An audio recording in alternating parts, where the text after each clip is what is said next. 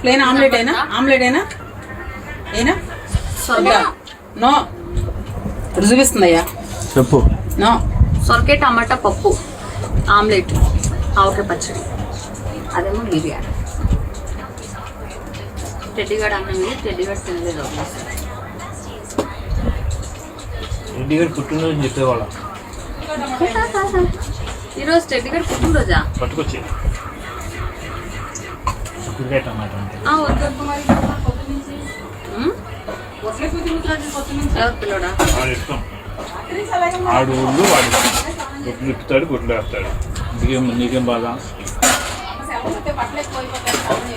మధ్య పిల్లలంట స్కూల్లో తీసుకెళ్తానంట ఎక్స్కర్షన్కి 1000 రూపాయలు కట్టమన్నారంట.